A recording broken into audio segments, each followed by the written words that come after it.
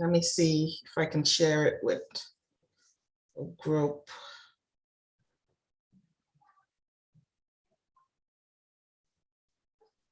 Hi, good evening, everyone, and welcome to another edition of our Justice and Peace's guest speaker series. Today's guest is a former graduate here at Trials College, so always a pleasure having students come back and share their success from when they were students here and then coming into returning there and sharing what they've been doing and passing the licensing exams. And certainly in our next guest's case, very unique situation, but I know a few of you are in the similar shoes there. So thank you so much, Moyosore, here for joining us and coming back and speaking with my students. It's always a pleasure. Thanks for having me, JP. I'm always happy to come back and share my experience. Now, like I said, you have a little unique story, and certainly I think maybe let's start and you could tell us about, first of all, coming to Canada. I remember in class you'd have all these unique experiences. I know I only had you for a little short while, but I remember about like finding out about snow and things like that. So let's start with that and coming to Canada, and then certainly about your experiences back home in the law, as well as obviously what brought you into the program, completing it, and where you are here today with your own practice. Definitely. So I moved into Canada with my family, my husband, 3 daughters, and my brother in March of 2018. And it's been fantastic since then. It was a decision that I could have made earlier, but I think I was so invested in my career back in Nigeria that it was so hard to just pick up and go. It took a while for me to know that that's the next direction I wanted to go. I worked in the Ministry of Justice in Lagos State as a senior state counsel.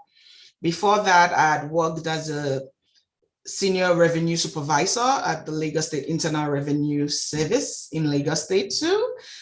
Technically, I kind of work for the government most of the time.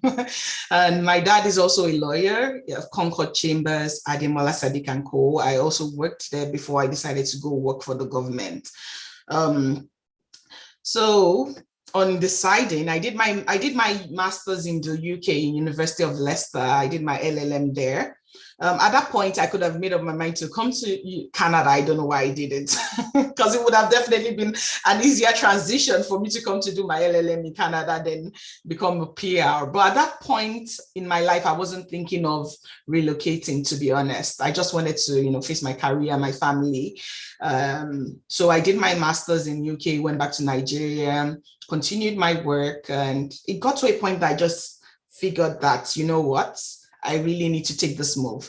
It's a tough move for an adult to make, when you know that you're coming to start over. It's a clean slate, but it's really tough at the same time. You're coming to a country where, you have most of your family in Nigeria. My parents are still in Nigeria, my grandparents and my friends. But, I'm coming as a professional and you have to start over technically. You have to write the NCA exams, you have to write the bar exams, you have to article or get an exemption. There's so much to do. And then you, at the same time, you're trying to get acclimatized with the country. There's culture shock. There's your children too. They're starting new schools. They're also confused about everything. So, just wearing multiple hats at the same time and still getting your profession in order. So for me, I decided to take the paralegal course at Trials at the same time while doing my NCA exams so that I would kill 2 birds with 1 stone. So at the end of the day, I've heard all this knowledge from Trials as a paralegal student. I've had the soft landing, understanding the Ontario laws, and at the same time, I have become licensed. And while I did the Trials diploma in paralegal studies, immediately I finished, I also registered for immigration consultancy. So I'm someone that likes plan Bs. Even though I know I want the plan A to be a priority, I always have a plan B. So my plan B, in case I failed, or didn't finish my licensing process as fast as I wanted, is that I would start off as a paralegal and RCCIC, right? So I wrote all the exams. I even wrote the EPE exams for being an immigration consultant, and I passed that too. But I passed it around the same time that I passed my last licensing exam. So it was just easy for me to choose getting called to bar rather than just be RCIC, since I can do all that the RCIC can do and more. And that's where I am now. I got called to bar last year. October last year. I started my solo practice last year. It's Mo's Law Office. I also run Niger Lawyer in Canada, where it's a one-stop hub for foreign trained lawyers who want to go through the licensing process to become lawyers in Canada. I pass information on that page and just try to let everybody know that, you know, it's doable. It's tough, definitely. There's a community of people, but it's doable. At the same time, myself and my partner, Loretta, we run multiple foreign trained lawyers in Canada groups, where there's the pre-assessment for getting licensed, the people writing the NCA exams currently, the people writing the Ontario Bar exams currently, the people articling at the moment. Then we have provincial groups at the same time too, and also groups that for areas of practice. So we have foreign trained lawyers in Canada, immigration as an area of practice, just to always be there for one another. We're able to ask each other questions. It's a safe place because the journey is very stressful. It can be very mentally tasking, emotionally stressful, and very expensive. But when you know that you're not alone, it's way better. Great, and there's so much in there, and I'm not sure which we'll start with, but let's start since you mentioned the Niger Lawyer there in Canada, there, the Instagram account in particular. When did you start that? And kind of, I know you just touched on some of the things that you do, but how has that gone? And I know it's got a tremendous amount of followers, and maybe you can expand a little bit on some of those services that you offer for those who are interested in either making the transition over here or finding more information about it. Right. So for me, it's funny because Niger Lawyer in Canada started out of frustration. It started out of the frustration of not getting enough information out there for myself. And, my friends, people like me that are doing the licensing exams, trying to check online, trying to really understand the process, trying to see, what's the best notes to buy? How do you prepare for this? There just wasn't enough information out there. I didn't think it was enough. I felt that there was a major gap between the Canadian legal students, legal graduates, and the foreign trained lawyers. The gap was there, and I just wanted to mend that gap a little and provide information for people. So I figured that the best way to learn really is to learn from someone who has walked that path. I am of the school of thought that if I can avoid making certain mistakes by learning from other people who have gone through that, I definitely would take advantage of that. So I like to learn from people who have done things before me. I ask a lot of questions. There's absolutely no stupid questions. So I started asking other foreign trained lawyers who moved to Canada too, and who also have passed the licensing process and now have either work in a Canadian firm or have their own sole practice. And it started that way. It was really slow at first, but I find that a lot of people have jumped on the bandwagon, and I get a lot of testimonies. I get a lot of feedback because a lot of people get confused, just going on the websites, trying to see, okay, where do I start from? Okay, now I have the NCA assessment and I've been assessed to write 5 exams. Where do I start from? NCA does not give you notes, unlike, for bar exams, you get your notes, so you know exactly what to read. But that's different with NCA exams. You don't get notes. You get a syllabus that tells you the textbooks to read. But especially from my background, it's hard to rely solely on textbooks. We like notes. We like to talk. We like to explain. Some of us are visual learners. Some of us are audio learners, so we just decided to create a community where people can come and ask questions. You have nothing to be ashamed about with this licensing process. As a matter of fact that you're even thinking of doing it shows how courageous you are as an individual. And we've grown popular. A lot of people follow us. I get a lot of DMs. As a matter of fact, I've got so many DMs now. I haven't been able to, reply everything. It's definitely really expanding. We celebrate each other. We celebrate people when they finish their NCA exams. We celebrate even getting your assessments. When you pass your bar exams, you get your articling. We do interviews for foreign trained lawyers who are lawyers in Canada now. And, we do get a lot of response from that. I also volunteer with Global Lawyers of Canada. I write articles for them, and the articles are mainly like a diary of my licensing process. From the exams I got 6, I appealed, and they waived one for me. I have 5 exams to write then down to even failing one of the NCA exams, which was Foundations of Law. And that was really a bitter pill to swallow, because I'm not one to fail exams. But, sometimes, like I said, this journey would definitely humble you. Tasted that humble pill.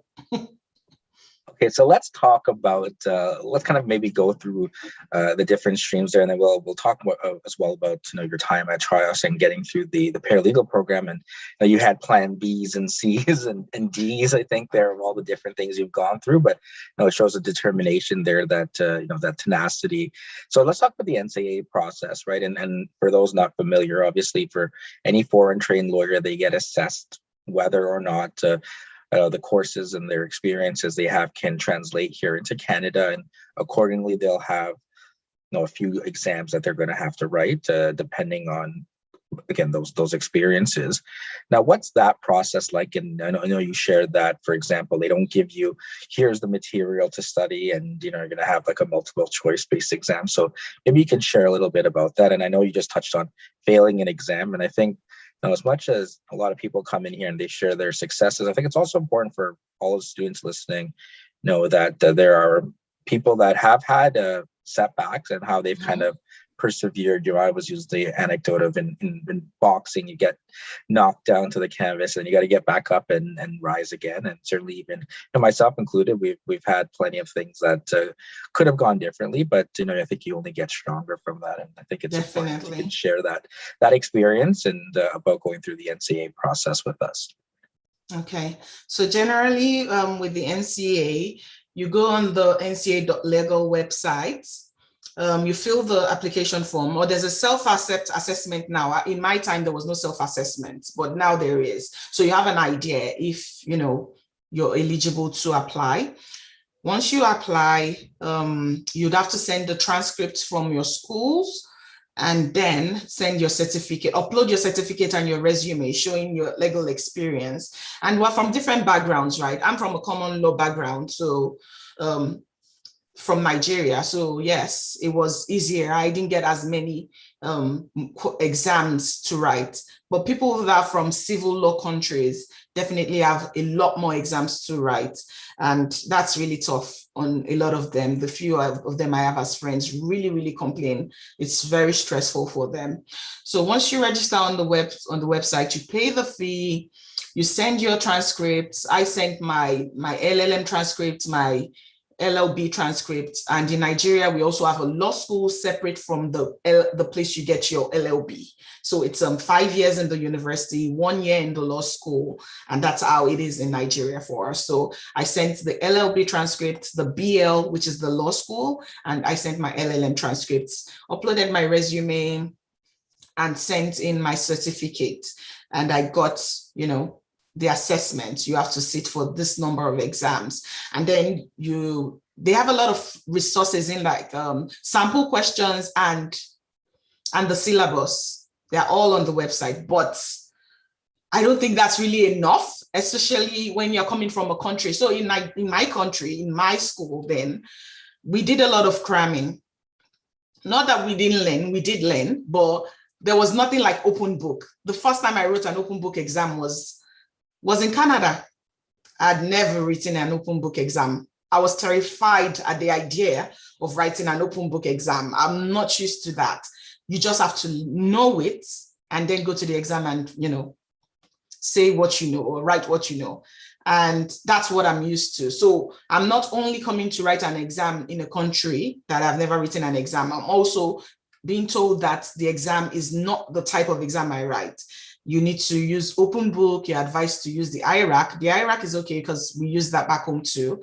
But, there's a lot of strategy relating to writing the NCA exams. And I find that even the people that fail did not fail out of lack of knowledge, but lack of understanding the strategy behind that exam. So understanding that you're from a different place where the strategies for the exams are totally 360 degrees different from what you're going to write now. There's a lot of unlearning to do. You unlearn and then you relearn. And I think doing the diploma in trials really helped me with that. I got familiar with the open book concept. I remember the very first open book exam I wrote. I technically forgot it was open book.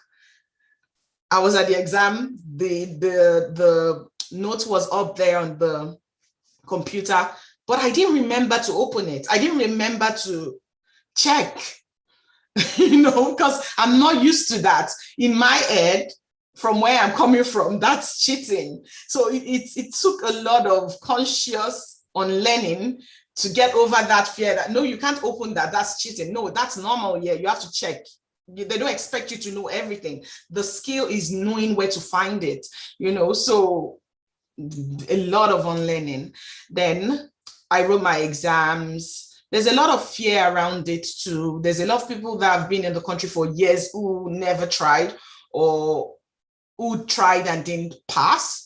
So there was this there was a myth around it, like, what, you can't really do it that fast. But I'm very glad Niger Lawyer in Canada and foreign trained lawyers in Canada, our community has really punched holes into that myth. We have a lot of colleagues now that come in and get their exams done in 6 months. And that's because they have a community. Whatever fear that they have and they're harboring in secret, they don't have it. They don't have to do that anymore. You can actually just come to the group and ask, you guys, I'm terrified. We've gotten a lot of people that a day to their exams are like, we want to cancel the exam. I'm scared. I'm under pressure. I have panic attacks. And we tell them, you know what? That's normal. I had panic attacks a lot. I cried a lot. And when they see that they're not alone and that's normal, then, they get that courage and they end up passing their exams. And also failing. I always talk about failing because it really did a huge one on me. I'm not used to failing. It used to be my worst fear, still is, but I'm working on that. But I failed foundations and that was huge. I cried and cried and cried. I just could not understand. And you get a failure report, and I could not understand what the person was talking about. I did not understand the reason he said I failed. So I realized I needed help at that point. And thank God for the community. I reached out to my partner. Please, can you explain to me, what does it mean when someone says this? And, getting that unbiased interpretation really helps you to put things in perspective. So I always say, it's okay to fail so far as you learn from it. It's a learning curve and you don't give up. And it's also okay to not pursue being a lawyer in Canada if you know you don't want to. I find there's also a lot of unconscious peer pressure because, people feel, oh, everyone is doing it, I got to do. No, not necessarily. There are many, many alternative career pathways. And we share this in the pre-assessment group a lot. That's the group where people have not gotten their NCA assessments. They are just thinking they're about to land in Canada and they're just like, okay, what do we do? So a lot of them end up getting their NCA assessment and being moved to the NCA assessment group. And some of them just decide to go for an alternative career. There's immigration consultancy. And I also worked as a law clerk. I worked as a court reporter. I worked as a court and client representative and court registrar. It was amazing doing all those jobs. Really, I loved it. I learned every single day and it was really good. So if one decides that, you know what, I'm over it, especially in Nigeria, it's a 5-year course and an extra 1 year. It's so long to do law. And you figure, oh, I'm not coming to invest more in law. It's okay. There's nothing wrong with that. While there's other people that are like, I've invested so much of my life in law, I can't stop now, and that's great too. So I just want people to know that, there's this community. We are there for you, and you will get anything you set your mind to. You would get it done. The time that you will do it may not be the same time as other people. Some people sit down for 5 NCA exams at a go. That's fine. But some people do it one at a time in each diet. And there's absolutely nothing wrong with that either. So just pace yourself and understand what you want. Law has always been a big part of me. My dad is a lawyer. My uncle is a lawyer. I just love law. I can't think of anything else I would do aside law. That's great. I know there's so much in there still, like as I was saying before, of all the different paths you've taken. So while you're going through the NCA path, and this is sort of how I came into contact with you. I think I was teaching a few classes in Brampton at the start of your program. You also said, look, I want to have this plan B, which is to go through and become a licensed paralegal, which a lot of people don't know. And I was telling you that I'm hoping to discuss more with foreign trained lawyers that there is this other option that you can get through.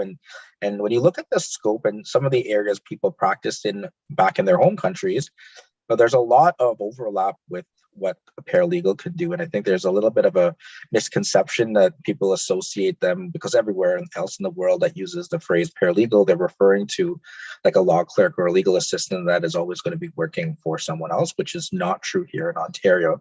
So maybe you can tell us a bit about your decision to take the program and complete the program. And I think, I mean, you can correct me if you did go and get the license, even though now you don't really need it because you have the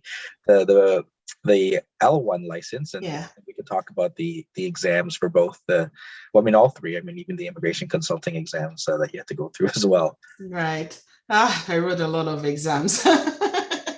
So for the paralegal, it was an easy decision because I always like plan Bs, but the tough decision was I was confused. Should I do the law clerk program or should I do the paralegal program? I find that the law clerks are really taught the softwares, how to use all the legal software, DivorceMate and all those things, which we're not quite used to from where I'm from. So in Nigeria, we didn't really have that much software to use. Most things were manual. So I knew that I really wanted to know that.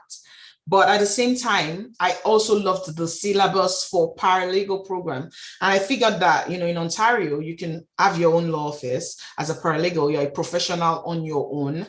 You can work for people, but you can choose to be on your own also. You just have a limited jurisdiction in some things, right? So I figured I would get to a point in my licensing to become a lawyer where I would have to article or get an exemption. And what I thought was, if I do this paralegal program and I pass, which I did because I finished the distinctions, then that means I'm able to start an office on my own as a legal professional, as a paralegal, right? So I've learned so much. The syllabus is so loaded, it's so packed that you would learn so much in 1 year that would make you a professional, a legal professional, right? So I said, I'm going to be doing my licensing exam to become a lawyer, and I'll also be doing this paralegal program. And that's one of the best decisions I've made, because the truth is it gave me the confidence to then go ahead to get a full exemption from articling. Because if I had not done the paralegal program, I don't think I would have the confidence I had to end up starting my sole practice. I don't think I would. But I had such great instructors, including you, JP. I had Darlene, I had great instructors, and it was a very, very thorough program. We went to landlord and tenants board. We went for observation at the courts. it was really, really good. And there's a lot of differences between law back home and here. Even though we're common law, it's still the same stare decisis, we use precedents and all that, but there's still a huge difference in procedural laws, especially like the procedures to do things is very, very, very, very different. So me having this knowledge by doing this paralegal program really, really gave me that confidence I needed and the boost I needed. And it came with a 1 month internship, which I did at a law firm in Toronto. And I can tell you that 1 month, I learned so much, so much. All those things I learned in the 1 month internship, I can tell you that I use them in my practice right now. And I may not have had access to that if I didn't do the paralegal program. So I feel like it was an amazing choice I made. And we got to use some software too, like PC Law. We had a course that had legal accounting. Oh my God, I hated that course. But and I still hate it now because in practice, whether I like it or not, I have to check my Cosmolex. I'm not using PC Law, I'm using Cosmolex now. I have to check it every single day. I have to reconcile my trust accounts, my general accounts every month, So I learned a lot and I'm using them in my practice right now. Yeah, definitely. It was a great choice. Okay, so let's get the timeline there for everyone trying to grasp how many exams and things you were doing. So you tell us about, like, you had the 5 NCA exams first. I mean, not to mention all the exams, like the 20 something you'd have it, or 40 something maybe you'd have at the midterms, trials. Then you had to do the paralegal licensing exam and then the immigration consulting. So when did everything happen? I mean, you've only been in Canada now just over 3 years. Yeah, I did everything concurrently. So when I landed, before COVID happened, we had 4 diets for NCA exams. So I divided it into 3. Actually, I divided it into 2. And that's part of what I'm talking about with peer pressure, because I'm not blameless myself. Sometimes I get pressured too. So I said I was going to do 2 at a go in October, do 2 in May, I think, and do the last one in October. So it would be 1 year for me to finish my NCA exams, right? But I did 2 in October. I passed them. Then instead of following my plan and doing 2 in May, someone was like, just do the 3, you're good, I forgot that I had 3 children at home. It was not easy. So I did 3 in May and I failed the foundations. So I still ended up doing 1 in October. So it took me 1 year to write that exam. So 2018 October to 2019 October, I did my NCA exams.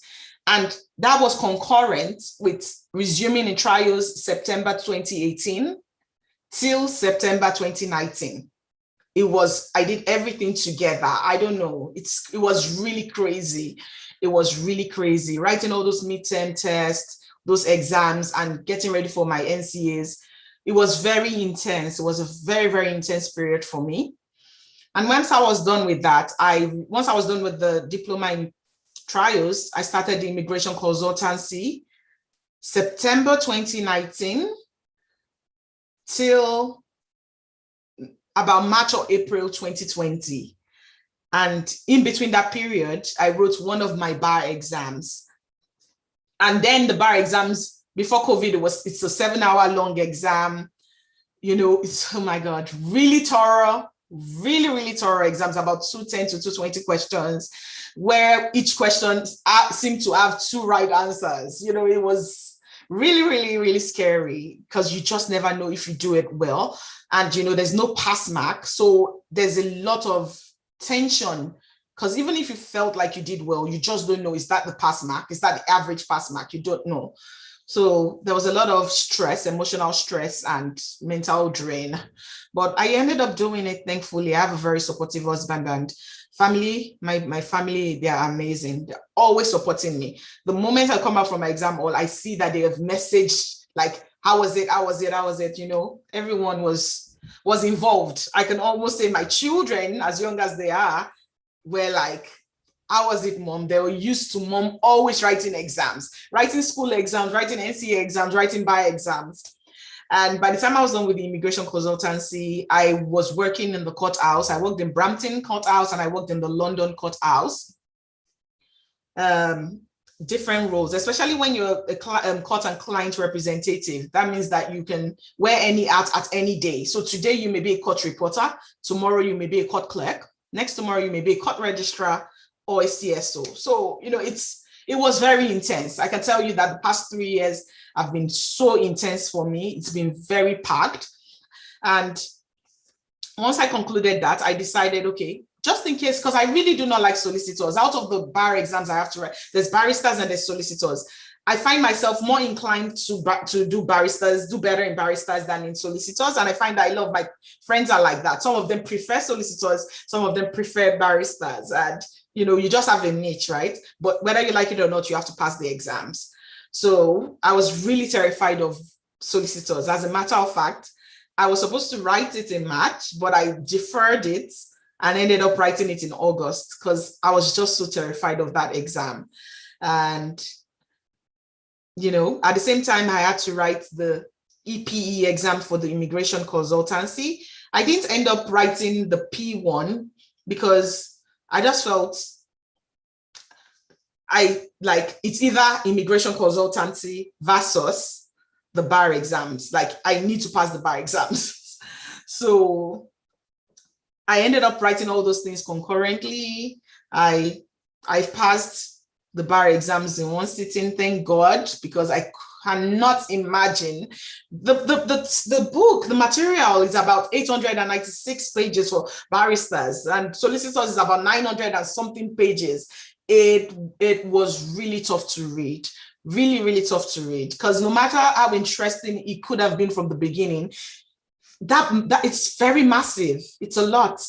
And you just really needed to understand it, because the way the questions are set are so tricky. The case scenarios are so, and that's another thing I really enjoyed about going to trials for the paralegal program. That also helped me. I was kind of used to that style of questioning and, you know, multiple choice. I was used to writing multiple choice. Unlike the NCA was essays, but the bar exams were objectives. And it was really good. I don't know if I missed part of the question. I think that's everything. There's no other reason. So you did do the English proficiency, I think, is the implication. And did you end up ultimately writing the? Yes, I wrote CELPIP for the immigration. And you did, but you didn't do the P1 because at that point you had already written the barrister's exam. Bar exams, yes, exactly. Right, so it would be redundant. So now we flash forward then to October of last year, and you get the result that you've passed the solicitor's exam.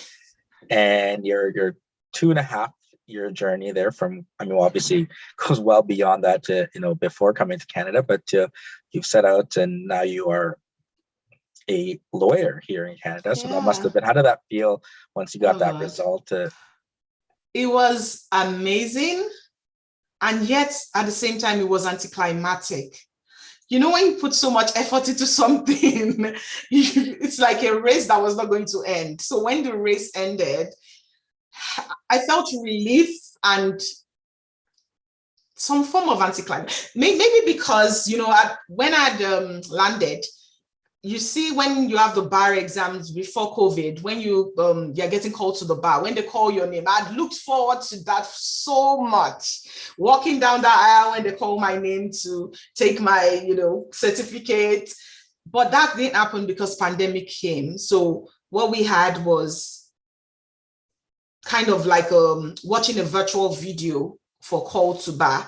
And I'm very honored and very happy that Law Society of Ontario picked me to also give a video congratulating myself and my colleagues on our call to bar during the pandemic. But many people did not get that opportunity. And trust me, I'm in the community. I know that it's very devastating for a lot of lawyers who feel like they've been on this journey for about 2 years to not get any form of like celebration around that. So, but for me, I was really excited that I was done with the exams, but I found that it seemed like I was now addicted to reading because I was not used to not having to read. My life was either listening to podcasts related to the exams, watching videos related to the exams, reading the exam material. Like I didn't have a life. So now I'm done and I'm like, let me try Netflix. It was so odd and awkward for me, but I'm glad. I love my practice. I love that I'm my own boss. It's been amazing so far. And it's exciting when you practicalize what you learned in theory. So, you read all these things in theory, but now you have to practicalize it. Your practice management, your legal accounting, oh Lord, and all those kind of things. And I'm really enjoying it so far. So let's tell us a bit about your practice, and as well. I think there was also a move there. I know you were in Brampton, and then you got to work in London. So, kind of how did that all come together now? I mean, pretty much like a month after the result there, you're up and running with Mo's law office. And what are the different types of matters that you take on? So yeah, I think I lived close to Lagos in Nigeria, and that's a major city in Nigeria, very major. It's like Toronto in Canada, in Ontario, I mean. And I figured I really did not want to continue that way. I feel like you get burnt out so fast because there's so much to do, there's a rush. Like the pace was just too fast for me. And I figured I moved all the way from Nigeria, moving in between, like 2 years into when I moved to another city was not going to do much harm. So I decided I moved to London. I prefer the pace here. I prefer that it's more serene, quiet, and more family oriented, which is very important to me. And I started my law office here. My practice is majorly on immigration and mental health law.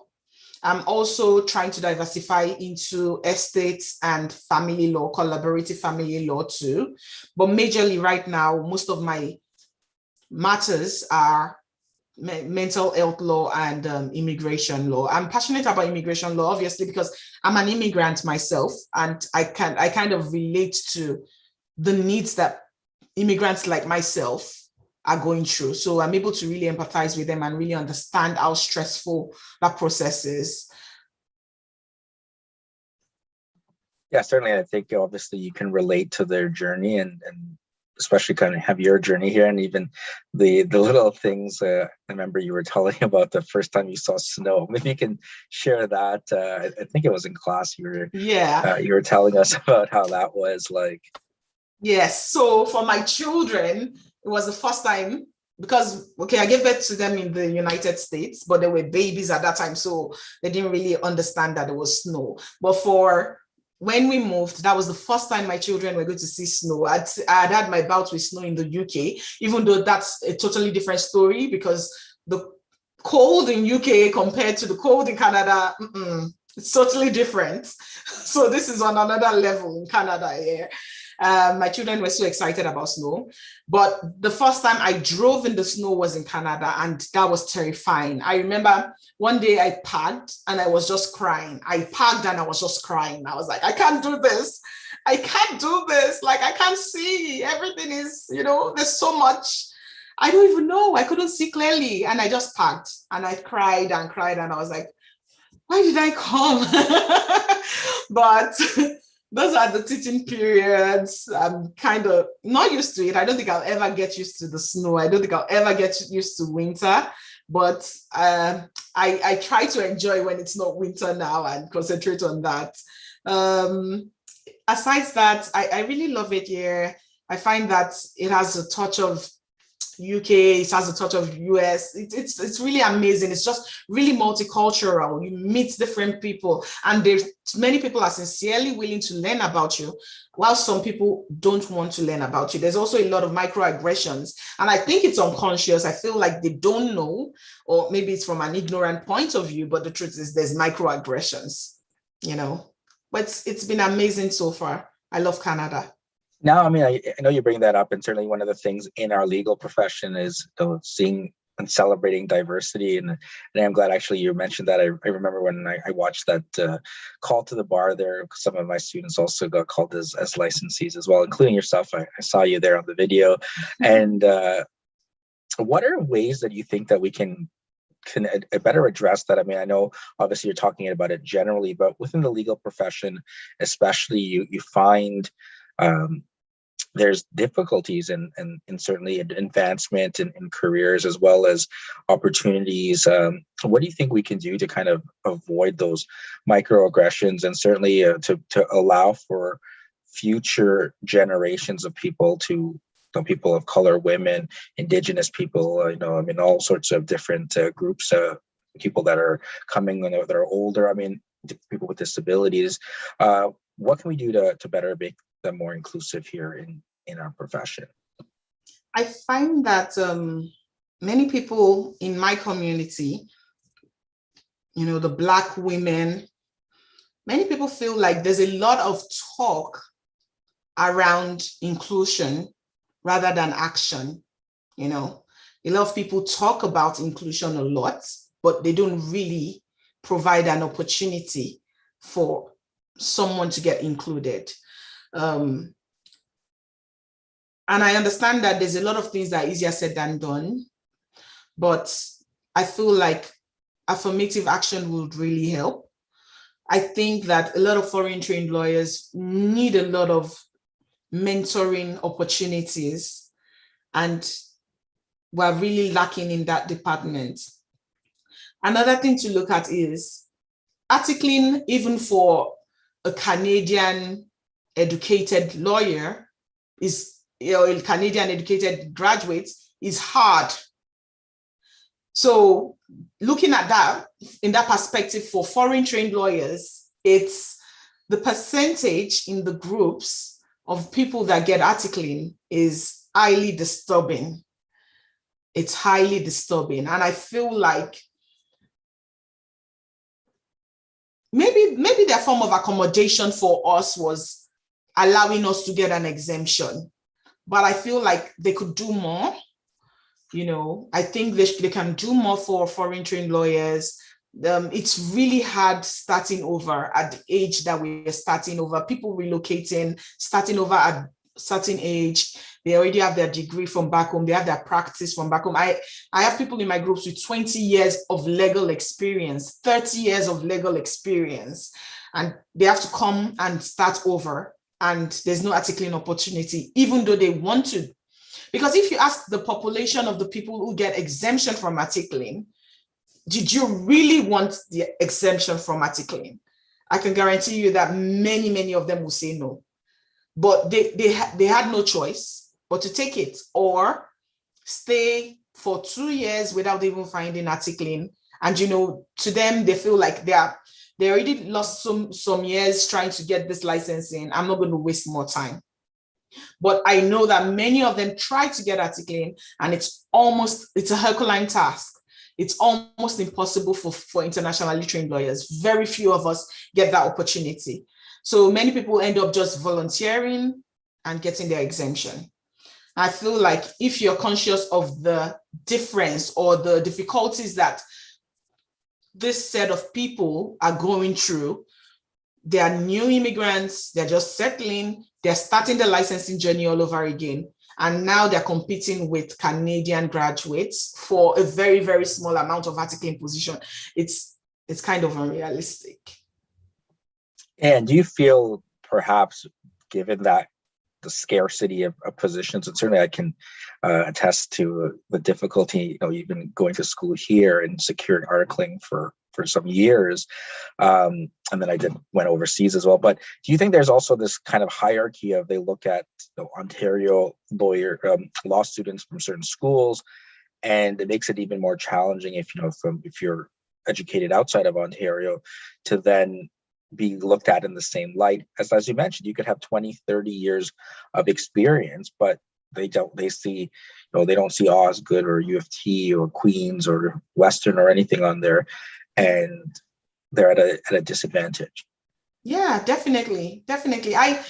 Like I said, when I came into the country, I came in with a master's of law from the United Kingdom, but that did not, for once, since I've been in Canada anyway, I don't think that has ever been advantageous to me in any way.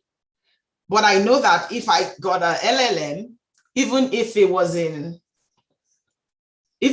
just to satisfy the NCA exams in Osgood or University of Toronto, I definitely they would take a second look at my resume, that's for sure. Because I've got a friend who told me that, she asked, oh, why did you pick me? I just wanted to know why you picked me as an articling student amongst everyone. And she was told point blank that because you had your master's degree from U of T. So yeah, many people don't talk about it, but that's the truth. Like, I ended up coming with my master's and it didn't have any weight at all.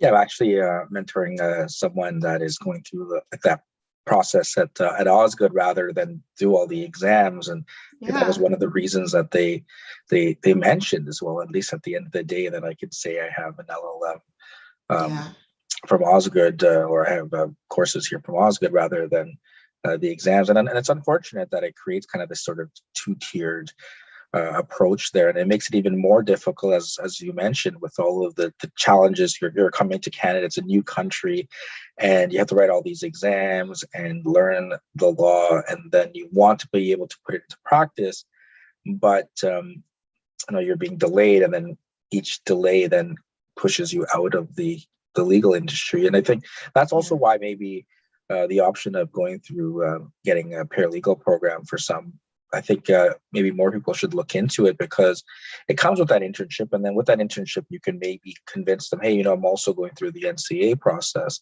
How about I stick around here a little longer and do my articles here? Definitely. When I finished my internship, my principal then told me to wait, like she was going to pay me to stay as a paralegal. But I had other plans like moving to London. So I didn't, but definitely that was an opportunity there. So the truth is, many times we don't even get the opportunity to prove to employers that, yeah, we actually have this legal experience. We actually have this very thorough legal education. The background is not false. It's true. We're very intelligent people. We think outside the box, and we're very courageous, because leaving your country to start over as an adult shows courage, and that really works everywhere in every facet of your life.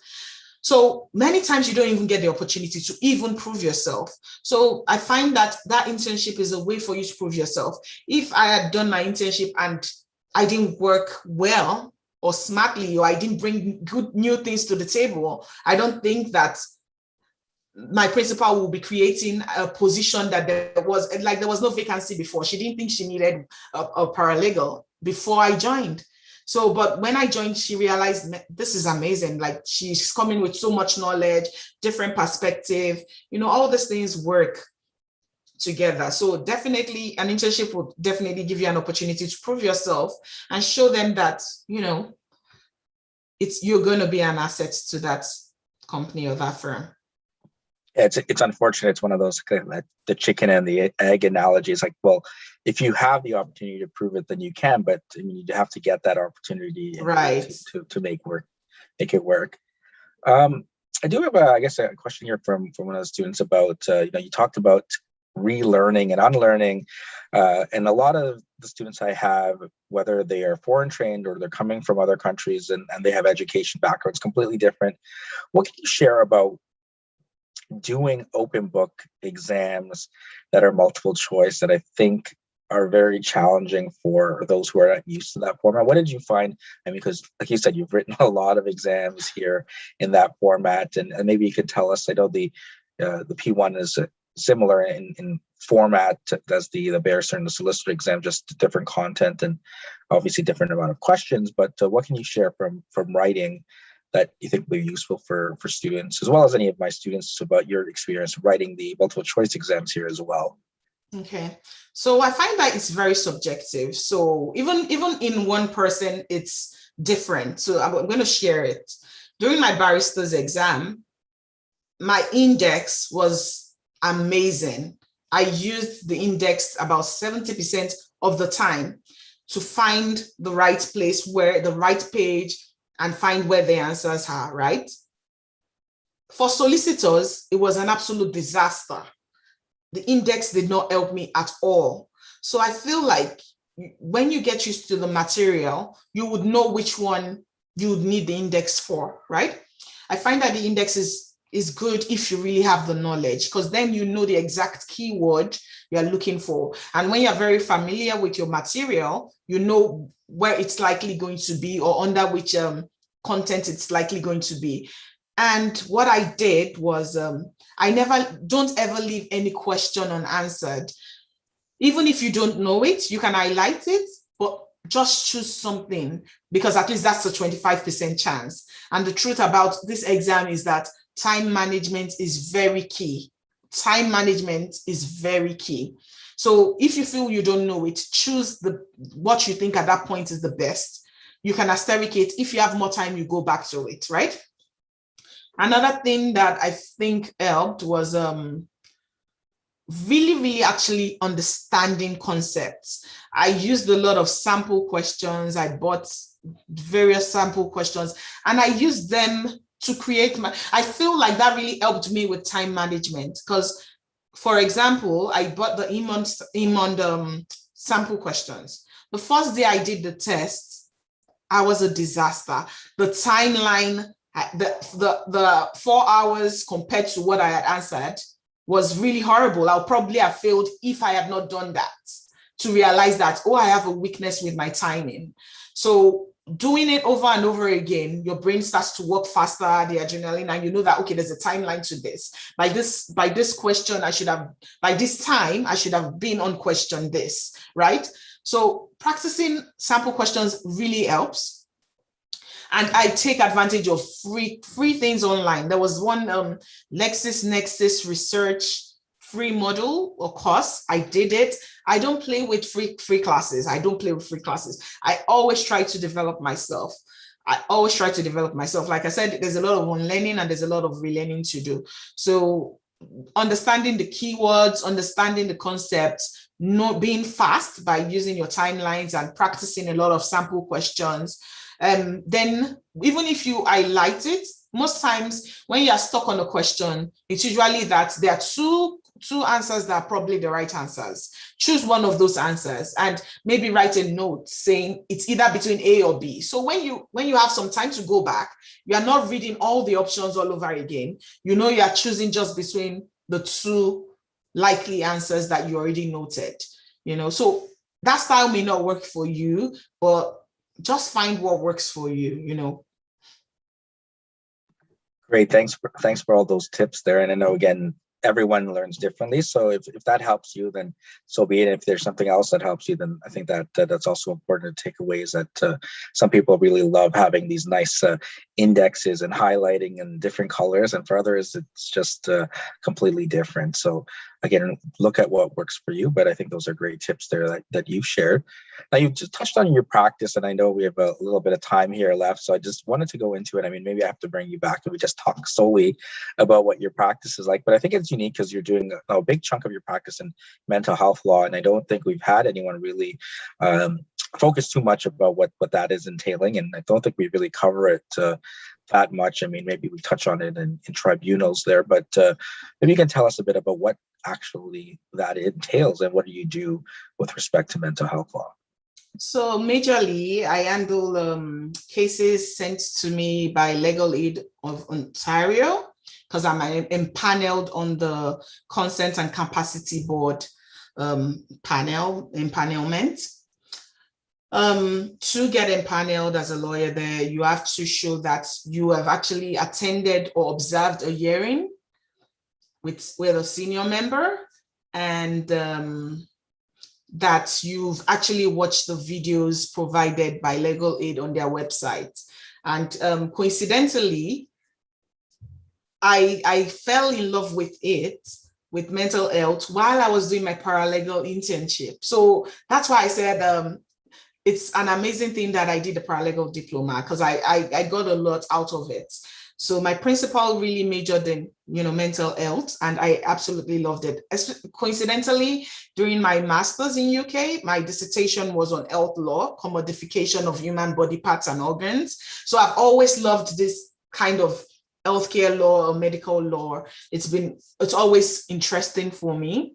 So yeah, we go to the consent and capacity board. Coincidentally, I had a hearing this morning.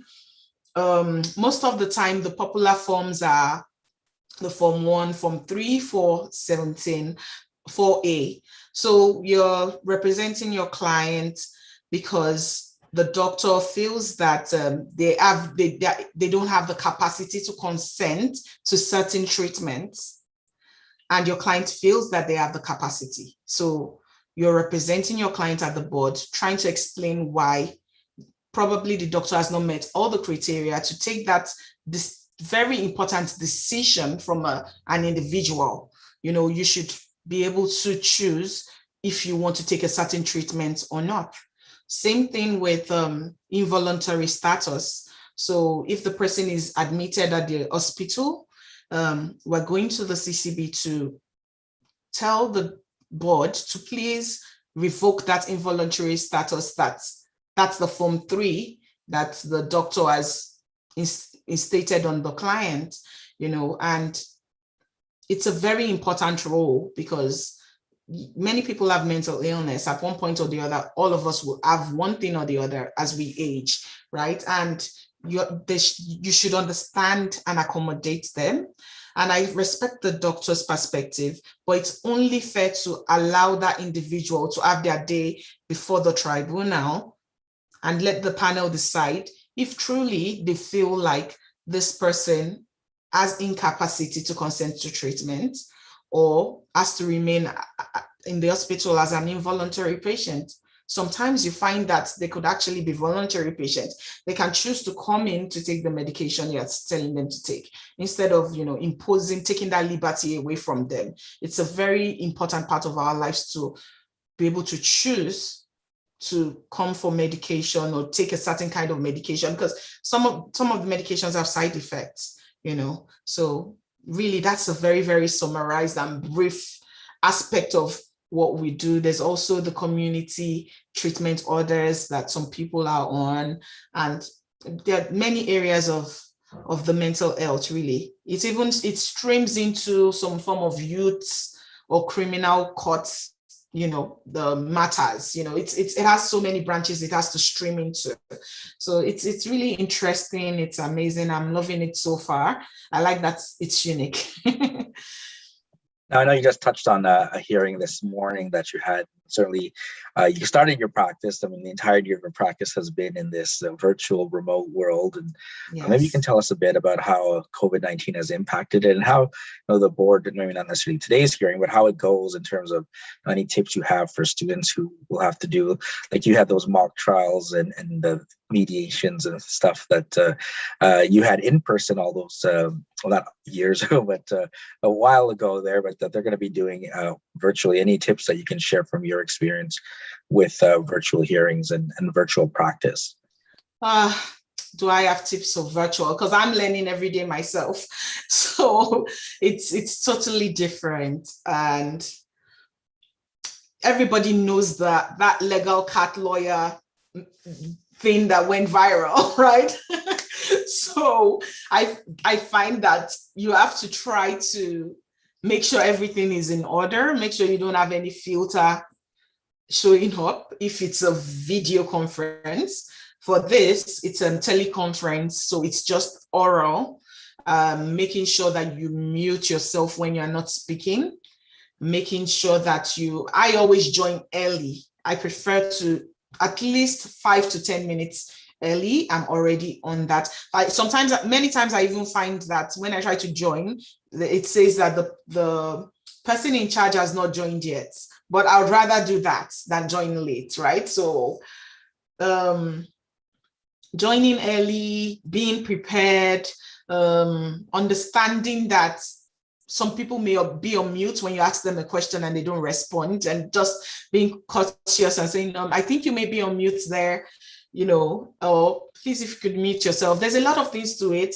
And funny, my perspective is two ways, from being a court reporter and actually recording hearings and proceedings with virtually, and actually now being a lawyer representing my client this way. And there's sometimes there's technicalities. Sometimes the calls get disconnected. I have to tell the panel member to please give me a minute to call the hospital for them to, call back and join the hearing. So there's a lot of things, moving parts, but I think you get used to it. The hardest part for me though is managing that, and my children are homeschooling at the same time, and just that balance, work-life balance, and your children they need you when they are schooling from home too, and you have your practice.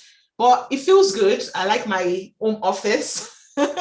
It feels good to get things done. But you find yourself, I keep a rigid and strict timeline. Like, you have to be at the office by 9, whether you I'm at home or not. You get tempted to take an extra few minutes of nap, but I try not to do that. I try to be disciplined. Come to the office, just do it like you're leaving the house, and face your work and close. Sometimes I even find that I work more hours than I would have if I had an office, because if I was going to the office and I closed by 4, I closed by 4. But sometimes I'm working till 10, and that's because I have access to this home office, so sometimes you even work way more. Yeah, so I mean, how, in terms of, we were talking about mental health and our own mental health now in the pandemic, and even outside of the pandemic, lawyers and paralegals and those in the legal profession tend to have really long hours.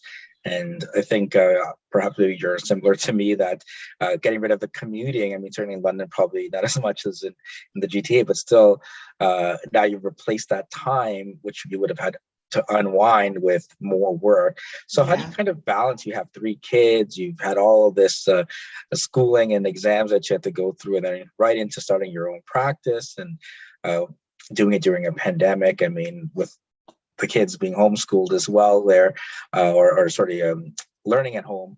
How do you make everything work and then still have time for, I mean, now you're saying, look, I have Netflix, and plus, I mean, not even all the Instagram stuff you're doing and all the outreach and the mentorship you're providing. I mean, there's a lot there. What do you do to make it work? I honestly don't know. I try one thing this week, it works. I try it till it stops working, because it seems like it changes every time. And it's very easy to get burnt out. I find that I'm starting to post less on my platform, Niger Lawyer in Canada. And that's just because of everything. Like, I'm working from home now. The children, my daughter can have like 5 assignments in a day. And I'm like, what? So there was a period it piled up, and I was like, oh my God, I had to make time, especially because when I started my practice, I said for the first 1 year, I'm not limiting my practice to just Monday to Friday. So I work weekends too. I call my clients on weekends too. So really, there's no end to this roller coaster right now, for now. I feel like I'm gradually getting to the point that I'm going to be very strict with myself. This is the end of work. Stop it. Leave this office and face, your family. It's really hard. Really, it really is hard. But I tell everybody, be conscious of your mental health. Go on walks, exercise. I bought a treadmill to just try to, distract myself. And I try to watch comedy. Like, I feel like nothing else is working other than comedy. I need a very good laugh to get that stress out of me, because it's so much. Perfect. So thank you so much, Moyosore, for joining, and certainly feel the hour there went by very quickly. There's so much, and there's probably so much more we can talk about. And I just wish you all the best there in your practice, and hoping you find I don't know what you're watching there on Netflix about some more comedy there, so that it helps you kind of make it all work, because I think it's challenging because you have so much to balance and you feel like you don't want to let anyone down, even about posting. I think my students could say, well, hey, you haven't posted in so long about all the people you have, but it's just like the last thing on the list, and then just exactly. Yeah, you have so many people looking up to you too, right? And like I said, my DMs are full. Before, I was always like, no, once they send a DM, this person is in need, I need to attend to them. But I realized that was not working. I can't do everything. I try to help as many people as I can. I mentor a lot of people. I speak with a lot of people every day, but I think I need a vacation. I think speaking about it makes me even realize that I definitely need a vacation. Well, I hope you do get a chance, and I hope certainly the pandemic will allow for us to travel very soon with the vaccinations coming. But I just wanted to know if you can end with some final words of wisdom for paralegal students who were like yourself about a couple of years ago going through this program, and certainly others that are listening who want to maybe make the journey like you did from Nigeria here to Canada, and 3 years later you are probably hopefully where you envisioned being with a practice that focuses on immigration and mental health and doing the things you love to do, and still being able to provide mentorship when you have the time there to do all of that. So any final words of wisdom for anyone listening? And thanks so much once again for joining. Always a pleasure talking to you.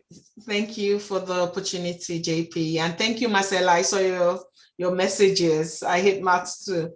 So yes, I'm just going to say it again. You need to know yourself. You need to know what you want and know that you can get what you want if you're determined to. There will always be roadblocks. And when you're mentally prepared for those roadblocks, it has a lesser effect on you. So you have to hope for the best, but prepare for the worst. I find that writing down your goals at the beginning of every year kind of solidifies it. So that may not work for you, but it works for me. So if you're set to do something, follow through, ask for help. There's nothing wrong with asking for help. It's okay to take a pause. It's okay to take a pause because your mental health is very important. Your physical health is very important. So if you're going to take a pause, just give a timeline for that pause. Give yourself a week, 2 weeks, a month, 3 months, whatever pause you want, but put a timeline on it. Because if you don't put a timeline on it, there's a probability that you don't go back to it. And just follow through. Don't give up. Always reach out. I understand that it may be hard to reach out. I can understand because when I started Niger Lawyer in Canada, when I was trying to get people to share their experience, I could send about 100 messages and I would get just 2 replies. So I totally understand how that feels when you feel like you asking people and they're not, but just keep trying because those 2 replies I get are worth more than the 80 98 people that didn't reply. So just stay strong. It's worth it. Always know that there's an alternative career path if you choose to go for it. You are a go-getter. If at the end of the day, you're doing this education at this stage in the pandemic, you are a winner. Always tell yourself that. Celebrate little wins. There's no little win. Whatever you do, it's a step forward. Celebrate yourself. It's very important. Perfect. So some great 2 words of wisdom there from you. And once again, all the best at this challenging times.